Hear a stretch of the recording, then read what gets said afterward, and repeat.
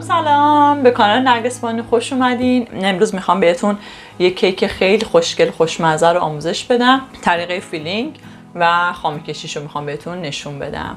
برای مناسبت شب یلدا هم هست، میتونیم با هم دیگه درست کنیم و شما هم درست کنید در کنار عزیزانتون لذت ببرید. البته خامه ای رو که میخواد روی کیک بکشه رو توی ویدیویی که بالا ما لینکشو میذاریم حتما آموزششو داده. روش جدیدیه برای درست کردن خامه و از اونجا میتونید اونو حتما ببینید. بریم ببینیم امروز نرگس میخواد چیکار بکنه.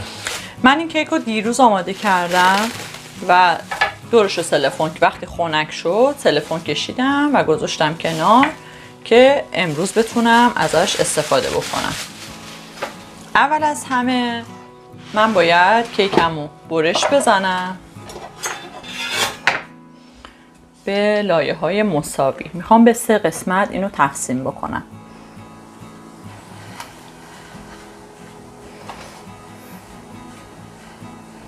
البته درست کردن این کیک هم نرگس توی ویدیو گفتی، درسته؟ بله. الان فقط قصد تزیین کردن کیکو داری. بله. دیگه اوکی. لینک اونم اگه میشه بذاریم بالا که اونایی که نمیدونن چطور میشه این کیکو درست کردم. حداقل کیک اسفنجی بود دیگه. کیک اسفنجی، بله، مخصوص خامه کشی و فوندانت هستش. اوکی. ببینید این یک لایه هاست و لایه بعدی هم به همین صورت برش میزنیم.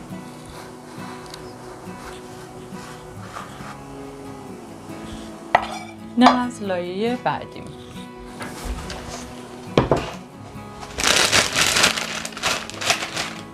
خامه رو میریزم داخل قیف که فیلینگ هم برام راحت تر باشه.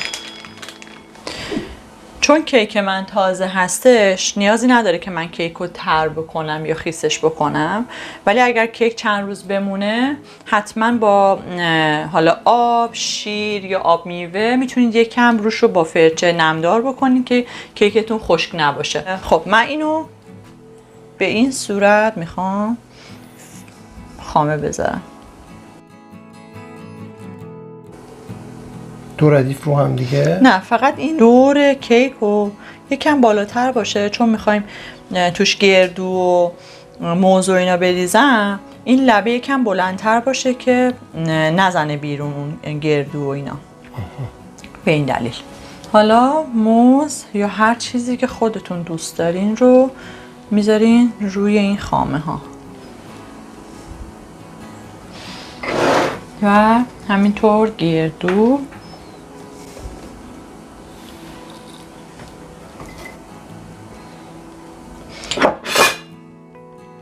من از این سس کارامل هم میخوام استفاده کنم. میشه ببینیمش؟ این سس کارامل هستش و فروشگاهی رئال و روه دارن، نمیدونم دیگه چه فروشگاهی داره. این سس کارامل رو میتونید رو بستنی هم بریزین بخورین، ولی من روی کیک ها هم ازش استفاده میکنم. خب خیلی خوشمزه میکنه این کیکتون رو. خب و لایه بعدی رو میذاریم. خب قشنگ چیز میکنه. حالا خیلی فشارش ندین ولی قشنگ به هم دیگه بچسبن که بعد نشست میکنه، چون فقط لایه های زیرش خالی میشه نشست میکنه و کیکتون کج میشه. مواظب باشید. دوباره به همون صورت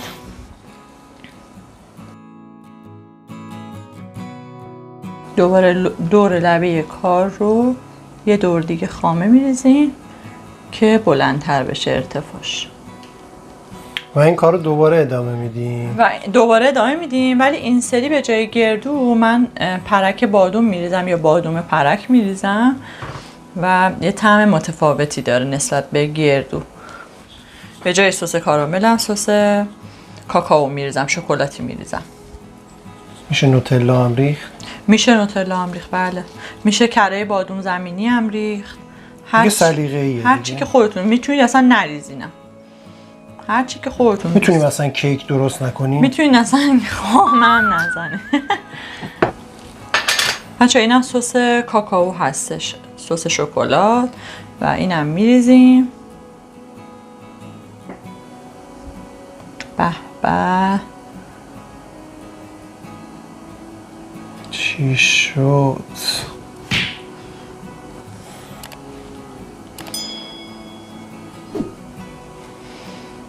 حالا خامه های اضافه رو دور تا دورش صاف میکنیم که مرتب بشه. من چون که میخواستم کیکم ارتفاع داشته باشه، از یه کیک دیگه‌ای که داشتم یه لایه دیگه برش دادم و گذاشتم روی کیکم که لایه هم بیشتر بشه و ارتفاع کیکم بلند بشه.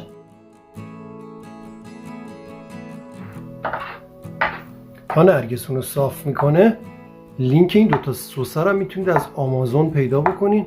من میذارم تو توضیحات ویدیو، فکر میکنم 1 یورو خورده‌ای بوده قیمتش.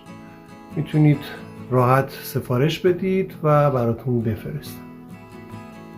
تموم شد نرگس؟ آره، فقط روش خامه روش رو میکشیم. اوکی.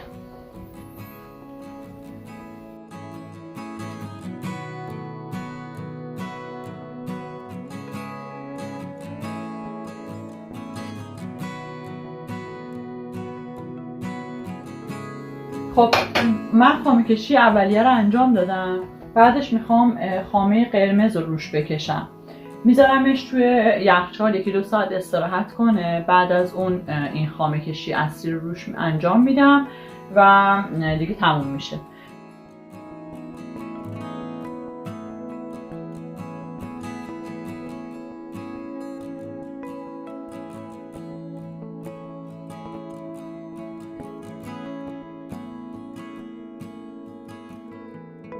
وقتی که توی یخچال گذاشتیم استراحت کرد کیکمون، حالا میخوایم روکش اصلی رو بکشیم و کیک رو به اتمام برسونیم. من خامه رو رنگ قرمز بهش اضافه کردم و قرمزش کردم. میخواستم که کیک قرمز داشته باشم. شروع میکنم روی کیک رو همینطوری که میبینید خامه کشی میکنیم.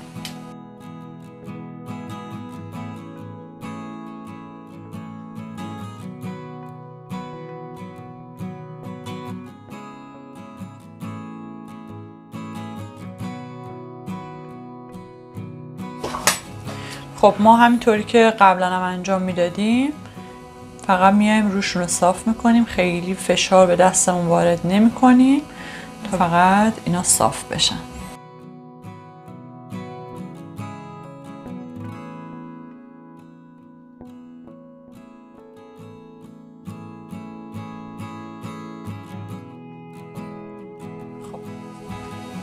حالا ما یه تیکه کیک رو میخوایم ببریم که توش انار به کار ببریم. میتونیم از همین قسمت.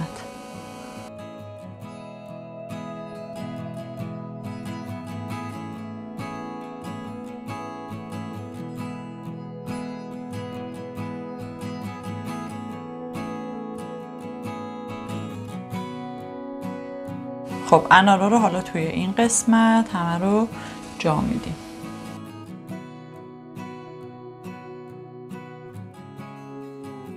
خب من انارا رو اینجوری چیدم دیگه. حالا سلیقه خودتونه دیگه، چقدر دوست دارین که انار باشه میتونین اینجا رو پر کنین، دورش رو پر کنین. من حالا همینجوری به سلیقه خودم این کار کردم.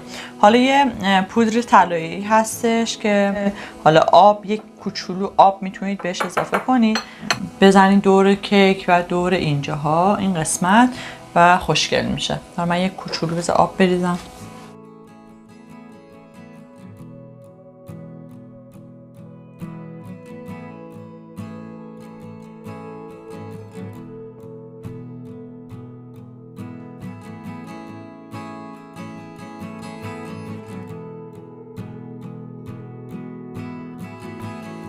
خب اینم کیک یلدایی ما. شب یلداتونم مبارک باشه و امیدوارم که از اینجور کیک ها درست کنید، در کنار خانوادتون لذت ببرین. مرسی که با من همراه بودین. تا یه ویدیو دیگه، خدا نگهدارتون. خدا حافظ.